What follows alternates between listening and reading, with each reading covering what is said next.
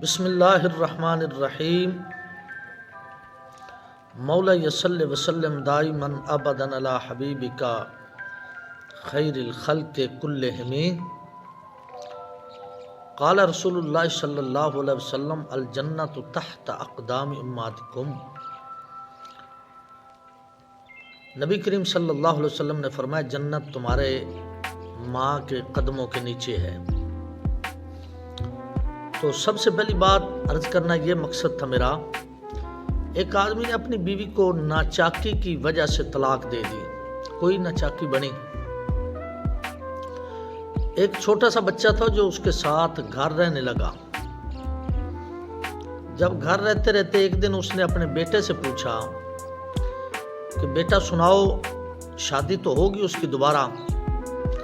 اب نئی ماں کے بارے میں پوچھنے لگا کہ سناؤ بیٹا تمہاری پہلے والی ماں ٹھیک تھی مما، یا اب والی مما ٹھیک ہے جو اب ہے میرے نکاح میں؟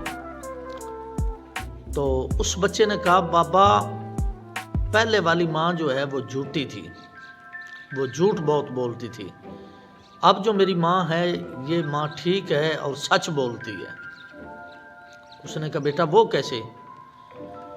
اس نے کہا سچ اس لیے بولتی ہے، پہلی ماں جو تھی وہ بہت پیار سے مجھے سمجھاتی تھی، نہلاتی تھی، پاؤں میرے دھلاتی، مجھے نہلاتی۔ اب والی جو ماں ہے وہ کہہ دیتی ہے کہ وہ پانی پڑا ہے جا کے نہا لے، نہا لیتا ہوں، جیسا بھی نہا لیتا ہوں نہا لیتا ہوں۔ پھر پہلے والی ماں قسم اٹھا لیتی تھی کہ آج میں نے تجھ کو کچھ دینا نہیں ہے، تو بھوکا مرے گا۔ اور پھر تھوڑی دیر کے بعد وہ ڈھونڈتی پھرتی تھی، آنکھوں سے آنسو رواں ہوتے تھے، جاری ہوتے تھے، اور روتی بھی تھی اور مجھے ڈھونڈتی بھی تھی کہ کہاں گیا میرا لخت جگر، میرے آنکھوں کی ٹھنڈک، میرے جگر کا ٹکڑا کہاں گیا؟ مجھے ڈھونڈتی، پیار کرتی، کھانا کھلاتی اور پھر مجھے سلاتی۔ تو یہ جو میری ماں ہے نا، یہ جھوٹ نہیں بولتی، سچ بولتی ہے۔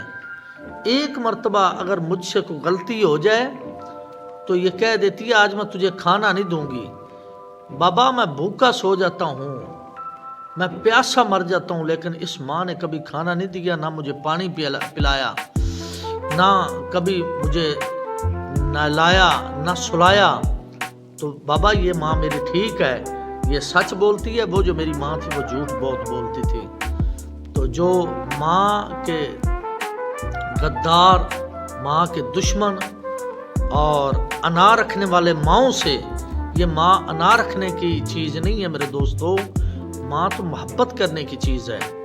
ماں سے محبت کرو جتنا ہو سکے، اگر فوت ہو گئی ہے تو اس کو ایصال ثواب، اور اگر ماں زندہ ہے تو خدمت کر لو۔ آج اگر خدمت ہم نے کر لی تو وہ خدمت ہمیں رہتی دنیا تک کام دے گی، ورنہ ہم رل گئے اگر ہم نے ماں کی خدمت نہیں کی۔